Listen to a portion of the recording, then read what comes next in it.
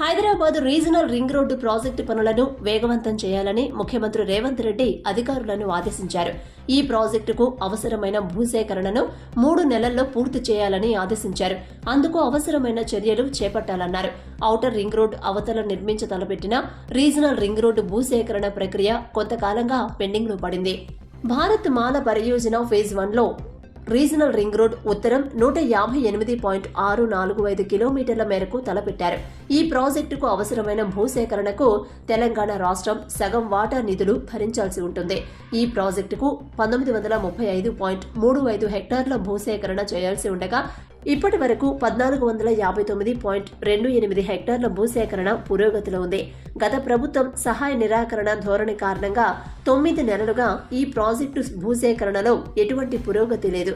National highway అథారిటీతో తలెత్తిన చిక్కుముడులను పరిష్కరించే ప్రయత్నమూ జరగలేదు. దీంతో ఈ ప్రాజెక్టు ఆగిపోయింది. ప్రజా ప్రభుత్వం ఏర్పడిన తర్వాత రీజనల్ రింగ్ రోడ్డుపై ప్రత్యేకంగా దృష్టి పెట్టింది. రాష్ట్రంలో పారిశ్రామికాభివృద్ధిని వేగవంతం చేసేందుకు తెలంగాణను 3 క్లస్టర్లుగా విభజించేందుకు ప్రభుత్వం సన్నద్ధమైంది. ఔటర్ రింగ్ రోడ్డు లోపల urban Telangana, outer ring road చుట్టూ రీజనల్ రింగ్ రోడ్డు వరకు semi urban cluster, regional ring road తర్వాత ఉన్న ప్రాంతాన్ని రూరల్ క్లస్టర్ గా గుర్తించి పరిశ్రమల స్థాపనకు కొత్త విధానాన్ని రూపొందిస్తోంది. ఇందులో భాగంగా రీజనల్ రింగ్ రోడ్డు ప్రాజెక్టును అత్యంత వేగంగా పూర్తి చేయాల్సిన ఆవశ్యకాన్ని సీఎం అధికారులతో చర్చించారు. ఈ రహదారి పూర్తయితే రవాణా సదుపాయాలతో సెమీ అర్బన్ జోన్లో కొత్త పరిశ్రమలు రావడంతో పాటు అభివృద్ధి వేగం పుంజుకుంటుందని అన్నారు.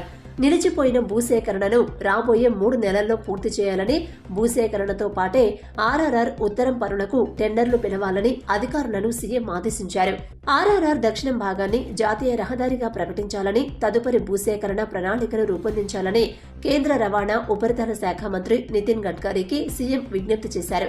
తెలంగాణ రాష్ట్రాభివృద్ధికి ఉపయోగపడే ఏ కార్యాన్నైనా నిర్వహించడానికి ప్రభుత్వం కృతనిశ్చయంతో పనిచేస్తుందని వారు అన్నారు.